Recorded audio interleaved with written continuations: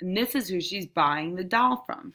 So as you can see, we're looking at the important details here. So words associated with the title, and these are the characters, and we're thinking of words associated with the characters so we can make sense of the story.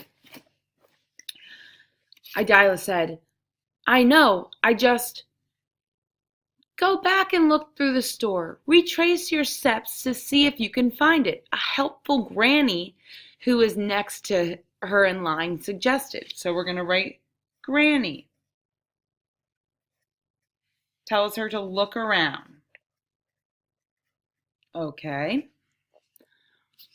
I'll hold the item while you look, the cashier remarked, punching some buttons to put the transaction on hold. She didn't sound very hopeful. Idylla fled the scene, rushing past the granny to run around the store. She tried to visualize where she had walked before. It was hard to remember. Had she walked past the stuffed animals? Had she paused to look at the magazines? Which way had she gone? She wandered from aisle to aisle, looking rapidly, fading hope. She felt like crying. She felt like throwing up. She felt like grabbing her doll and running from the store, but that would be stealing. Just then, she noticed a boy stooping down in front of the dolls to pick up something off of the floor. Her eyes went wide. She then had bent down to inspect the items on the bottom shelf, and her money must have fallen out. That's mine, she said, racing over. The boy was so startled he jumped back and snatched it up. Hey, he shouted. Okay, so we're going to write down the boy who found her money. Now, I'm sure you're wondering right now whether or not he gave it back. So, when you wonder these things, you might want to just write down a side note of what you're wondering because it helps put the pieces of the story together so that you can figure out the main point. And I think the main point is coming. Does she find her money? That's what I'm wondering right now. Or does he give her money? So anyways, she goes, I'm sorry, but I dropped this while I was shopping. He looked like he might argue with her, so she flipped through the bills and handed him $1. Thanks for helping me find it, she said with a smile. He couldn't really argue with free money, so he closed his mouth, took the dollar, and nodded. She strode off to claim her doll, stopping only to choose a small coin purse to buy to keep her money in for the future. She had learned her lesson, nearly the hard way, but the scare had been enough. Wow, so there was a turn of events that happened at the end there. So this whole time we were thinking, okay, she lost her money. How did she lose her money? Well, it fell out of her pocket. So clearly her pockets weren't good money holders. So at the end of the story, whenever you see the word lesson, that's really important because you're looking for the main point of the story or the main lesson of the story. So, do we think it's that she lost her money? Well, the title kind of already told us that. We already figured out who the main character is. All the other characters played an important role in the sequence of events, but now once you get to a sentence that says the main lesson that she learned, so let's go back to that. She learned her lesson nearly the hard way, but the scare had been enough.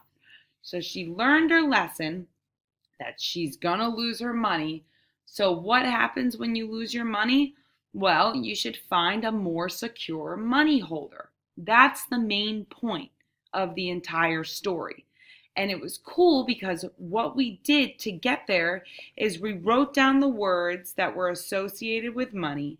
We wrote down the characters, and then we also wrote down the events that took place next to the characters. But then in the last paragraph, which is always a conclusion and is always going to restate what the main point of the story is or the passage, it said basically, she did something nice for the boy. So you get further with sugar than you do with vinegar.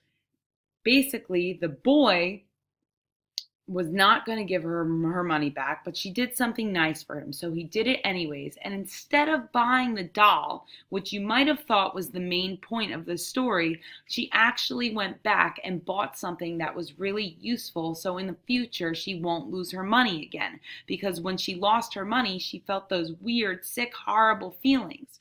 So basically, when you're being a detective and doing this, the things that we did where we wrote down the title.